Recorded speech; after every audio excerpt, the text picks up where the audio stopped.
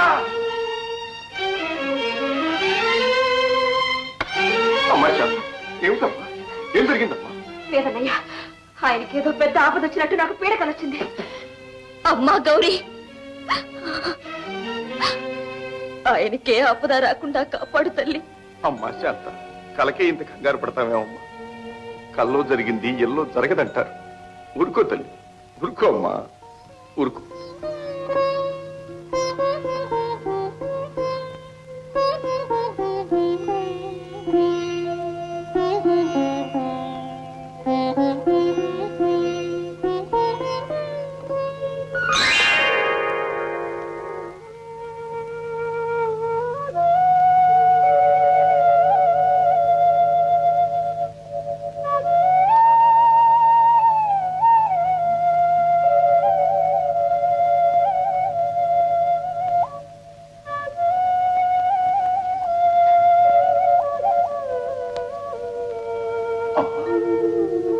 శాంత, అమ్మా శాంత, చూడమ్మా ఎంత పొద్దుక్కిందో.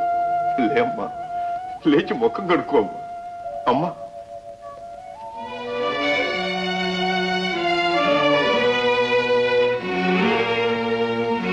ఏమిటండి, ఏం జరిగింది? చూడు జానకి, రాత్రి ఏదో పిడకలు వచ్చిందని కంగారు పడి లేచింది. రఘుకేదో ఆపద జరిగి ఉంటుందని దేవిపీఠం దగ్గర అలాగే కూలబడిపోయింది. ఎంత పిలిచినా పలకటం లేదు. శాంత, దేవుడు దయామయుడమ్మా. కలలో కూడా ఎవరికి ఏ హాని తలపెట్టని ఉత్తముడు. రఘుకి అన్యాయం ఎందుకు చేస్తాడమ్మా? Sir, post. మీ చెల్లెలకు ఉత్తరం వచ్చిందండి. అమ్మా శాంత, శాంత, ఇదిగోనమ్మా, రఘు దగ్గర నుంచి ఉత్తరం వచ్చిందమ్మా. రఘు స్వయంగా రాశాడు, చూడమ్మా. అమ్మవారు నా మొర ఆలకించింది. చదువనయ్యా, ఏడో చదువు, తొందరగా చదువనయ్యా. ప్రియమైన శాంతకు ముద్దులు. బ్యాంకులో పని చాలా ఒత్తిడిగా ఉంది. రాత్రిపూట కూడా పని చేయవలసి వస్తుంది. ఏమిటి రాత్రిపూట చేసే బోడి పని? అందువల్ల ఉత్తరం రాయటంలో ఆలస్యమైంది. ఏమీ అనుకోవద్దు. నువ్వు రోజు కల్లోకి వస్తున్నావు. వచ్చి నిన్ను ఎప్పుడు చూద్దామా అని మనసు ఉరకల వేస్తున్నది. కొద్ది రోజుల్లో ఒక ఇల్లు దొరికేటట్టున్నది. ఇల్లు స్వాధీనం చేసుకుని వెంటనే బయలుదేరి వస్తాను. నువ్వు ప్రయాణమై సిద్ధంగా ఉండు. ఇక్కడి నుంచి నీకు ఇష్టమైనది ఏమి తెమ్మంటావో ఉత్తరం రాయి. రాజయ్య ఈ ఉత్తరం చదువుతాడు కాబట్టి, మధ్య నే పేరు ఎందుకంట బోడి కాబట్టి బట్టిను అతనికి వేరే చెప్పవలసిన పని లేదు. ఇట్లు ప్రేమతో రఘు.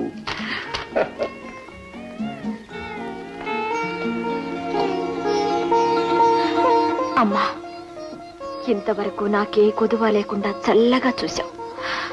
తల్లి తండ్రి లేని కొరత తీర్చే దేవుళ్ళంటి అన్నయ్యనిచ్చావు. ప్రాణంతో సమానంగా చూసుకునే పెనిమిటినిచ్చావు. ఇక నిన్ను కోరేదల్లా ఒకే ఒక్క కోరిక, నాకు ముత్తైదు చావు ప్రసాదించు తల్లి. అమ్మా, జీవితంలో ఏం ముచ్చట్లు తీరాయనమ్మా, అప్పుడే చావు కోరుకుంటున్నావు. లేదన్నయ్యా, నేను చావు కోరుకోవడం లేదు. మిమ్మల్ని అందరినీ వదిలి నాకు చావాలని లేదు. ఒకవేళ చావు వచ్చినా నాకు భయం లేదు. అమ్మా, కానీ బ్రతికిన నాళ్లు మటుకు నిండు పసుపు కుంకుమతో బ్రతకాలని, చస్తే మెళ్ళో ఈ తాళి బొట్టుతోనే దహనం కావాలని మాత్రమే కోరుకుంటున్నాను. అన్నయ్య, వచ్చేవాడు మంగళగౌరి నువ్వు నోచుకుంటాను. అలాగేనమ్మా, అలాగే.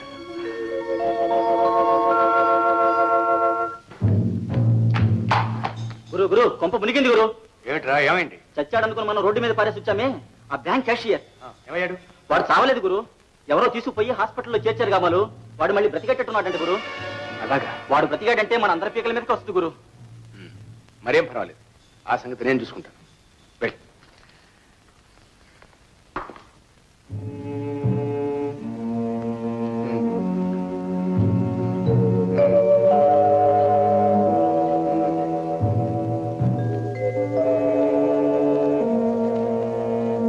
Mister Raghu,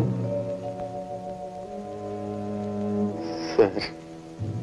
yes inspector, magistrate గారిని ప్రొసీడ్ కమ్మని చెప్పండి. మిస్టర్ రఘు, మీ మీద కత్తిరిస్తున్న వ్యక్తి ఇందులో ఎవరో గుర్తించగలరా?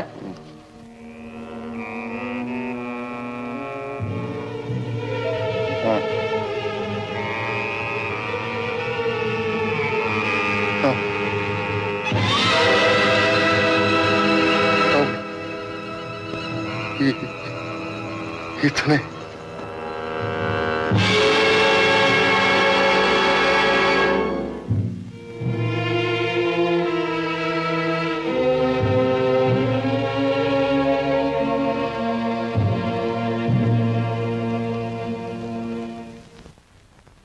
రాజా, నీ పెళ్లి మాట ఏమంటావు?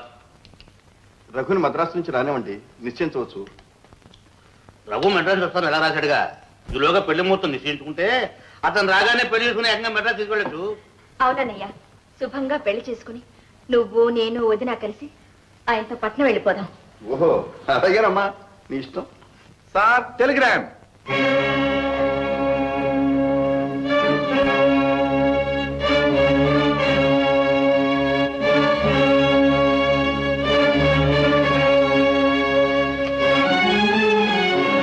ఎక్కడి నుంచి అన్నయ్య? ఏమో చదవండి. Spot immediately bank agent. ఎవరికి వచ్చింది? రాజా. రాజా, నేను వెంటనే రమ్మని బ్యాంక్ ఏజెంట్ టెలిగ్రామ్ ఇచ్చాడు. నన్నా? అన్నయ్య, ఆయన ఎలా ఉన్నారో ఏమో. ఏమండి, ఆయన సంగతి ఏమైనా ఉందా ఇందులో? ఎందుకు శాంత అనవసరంగా కంగారు పడతాం? తన క్షేమంగా ఉన్నాన్ని పొద్దున్నగా రఘు దగ్గర నుంచి ఉత్తరం వచ్చింది. చింతలోకి ఏం జరుగుతుంది? మరి నన్ను రమ్మని ఎందుకు టెలిగ్రామ్ ఇస్తారు? నీతో ఏదో పని ఉండే రమ్మని ఉంటాడు. రఘు చేసేది బ్యాంక్ క్యాషియర్ ఉద్యోగంగా. దానికి ఏదైనా హామీలు గీములు కావాల్సి రమ్మన్నాడేమో. ఓసారి వెళ్ళొస్తే పోతుంది. ఈ మాత్రానికి కంగారు ఎందుకు? ఏమంటావు? అలాగే.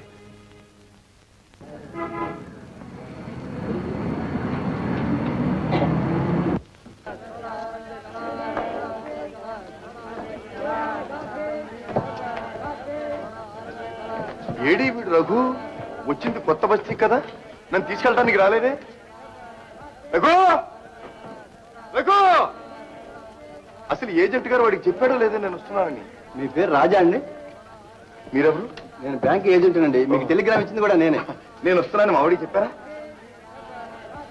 చెప్తానండి. మరి మా వాడు రాలేదేమండి? రండి చెప్తాను.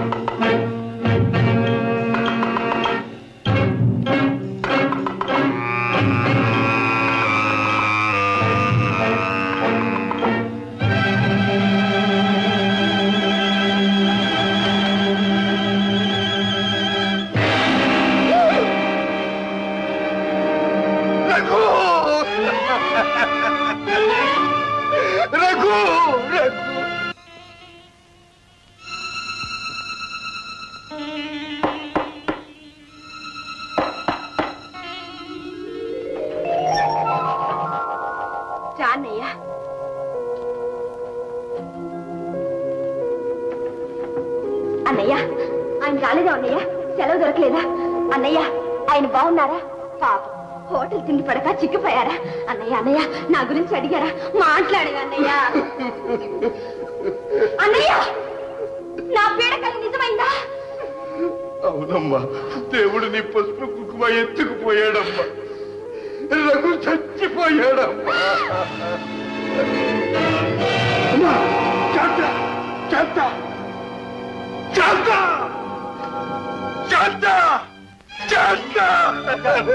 రాజా, రఘు,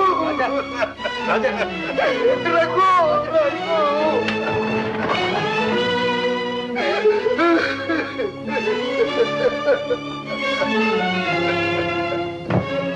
ధైర్యంగా ఉండాలి మిస్టర్ రాజా. ఇంకెలా ధైర్యంగా ఉంటారు బాబు? నా కొంప నిలువునా కూలిపోయింది. నా చెల్లెలికి ఈ మాట ఎలా చెప్పను బాబు? ఈ మాట విజ్ఞాతి నాకు ఇంకా దక్కదు బాబు. ఏ నీ చెల్లెలి గుండె బలహీనమా? అసలే అర్పక్కు రాదు. నెత్తురు చూస్తే కిసకిసలాడి మూర్చపోతుంది. బాబు, ఈ మాట వింటే ఇంకేమన్నా ఉందా బాబు? అయితే నీ చెల్లెలికి వార్త తెలియనివ్వకూడదు. తెలియకుండా ఎలా ఉంటుంది బాబు? పేపర్లో ఈ వార్త పడితే ఎవరో చదివి దాన్ని చెవిని వేస్తారు. ఇంకేముంది బాబు? దాని ప్రాణాలు అలాగే పైన ఎగిరిపోతాయి బాబు. దానికేం పర్వాలేదు. ఈ వార్త పేపర్లో ప్రకటించకుండా నేను కట్టుదిట్టం చేస్తాను. ఆ తర్వాత సమయం చూసుకుని మీ చెల్లెలతో నువ్వే ఎలాగో సర్ది చెబుతూ. ఏమో బాబు, ఇంటికి పోయిన చెల్లెలి ముఖం ఎలా చూడదు? నా రఘు ఏడు ఎట్టి నేనెవరి సమాధానం చెప్పను. తలుచుకుంటే నా గుండె పగిలిపోతా ఉంది బాబు, పగిలిపోతా ఉంది. లే రాజాలు, ధైర్యం తెచ్చుకుని జరగవలసిన కార్యక్రమం ఆలోచించాలి కానీ ఇలా దిగజారిపోతే ఎలా?